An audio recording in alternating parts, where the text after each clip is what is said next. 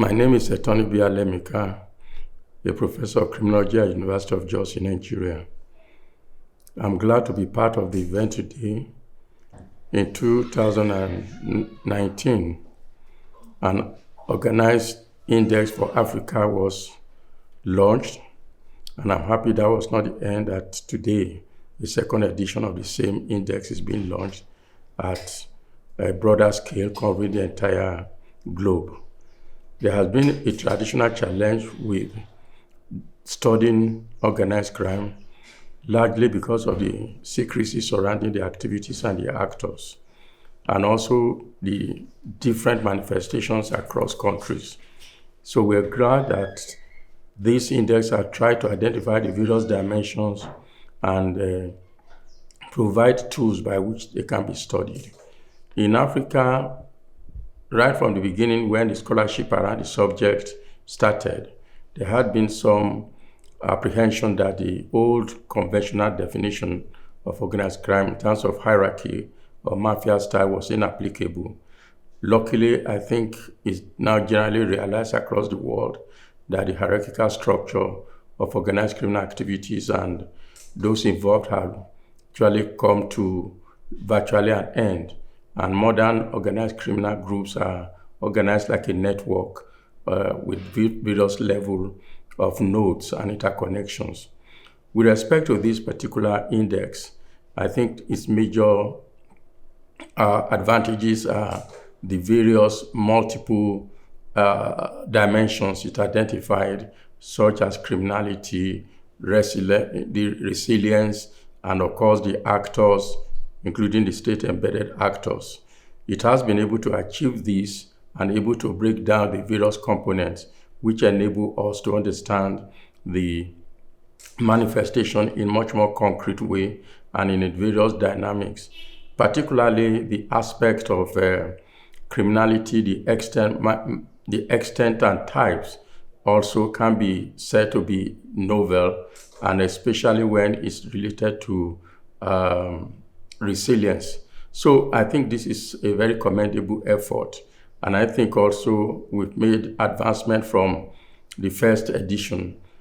The methodology is very sound because it involves first using available secondary data and in some cases primary data, and then of course subjecting the initial conclusion to a large number of experts for verification and validation before the final processes of analysis and of course publication continue. So I think this is really a great instrument, a great tool for understanding organized crime in Africa. It is not surprising that shortly after the launching of the first one, scholars have begun to refer to it, to use the data as a way of capturing, explaining the phenomena in Africa.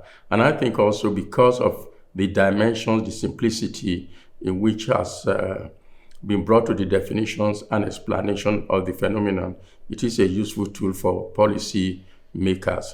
And of course, we must also point to the whole relationship between vulnerability, resilience, and threat. These index enable us to identify not just the extent and types of organized crime in a country. It helps us to understand who the actors are. It helps us to understand the level of vulnerability, which of course invariably is a pointer to the level of threat and risk represented.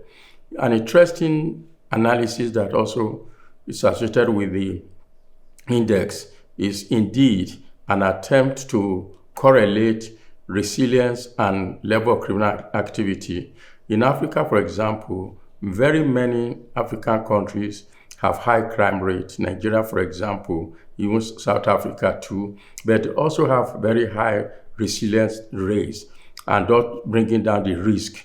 And that is, I think, a very interesting findings or analysis that yes, the level of criminality is high, but also those societies do have measures that are capable of restraining the manifestation. But that's not to say this is a static position, it's a dynamic situation. Finally, I think one of the interesting things is that the what I would call the contribution. The first contribution are to scholars, students, and researchers. I think using this index, they are able to break down many of the components of the phenomenon and tackle them in small scale and then understand the interaction between them. I think for the first time again, the policymakers in Africa, they do have an instrument they can use and establish priorities in different areas. Some might want to focus on criminality, and of course, depending on the level of the criminality, some may also want to focus on the issue of resilience. So, despite the fact that as a methodologist, one must warn that comparison, whether across countries or over time, must be made with caution. I think this is a tool that hitherto unprecedented in Africa for studying organized crime. I must say across the world, indeed, this is novel, and I think it's a great contribution to scholarship, to policy making. Thank you.